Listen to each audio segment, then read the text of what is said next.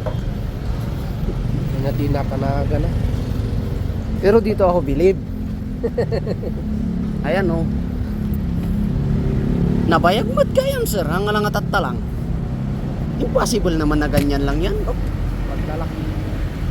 Ikat na rin na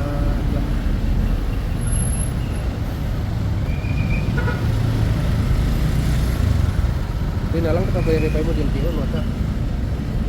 Ang dami. So, kailangan yung sirain yung motor para mapaandar kasi ninakawan kayo. Ganon. Hindi po. Kayong madaling araw, mga gabi ko po, sira na po yan. Kasi natulog po kami. Oo nga, asan yung susi? Yun po, yung susi po, diba? Yung susi po andun sa motor. Oo. Tapos yung pulis po, sinabi niya lang po, pulis, hindi ko po alam sa Burnham Park, secure ba yan, pulis. Oo, ano.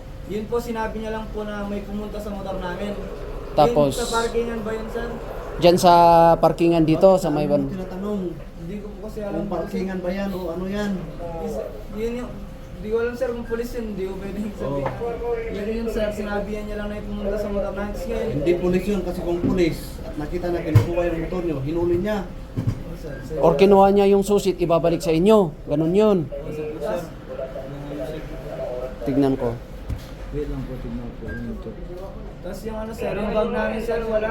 Tapos yung mga bag po na ito, wala na po yung ibang damit. Tapos yung pera po namin wala. Bakit kasi iniiwan nyo sa motor nyo? Di sir po, gabal po sa biyahe. Oo nga. Ganun ba yun? Ayun po sir. Sinulog na tulog po kami doon, wala po kami ng pera nanay, yung pag-model. Balak po namin matulog kami sa motel eh, kasi yun, kaso wala na po kaya natulog kami doon sa park. Doon sa bato po yung parangeran. Tapos ihang na lang yung gamit, ganun. So ayun po mga sir and ma'am no.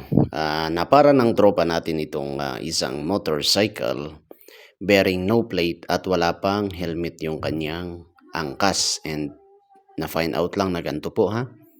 Nakadirect yung susiyan, tapos yung seat lock nito hindi na rin gumagana.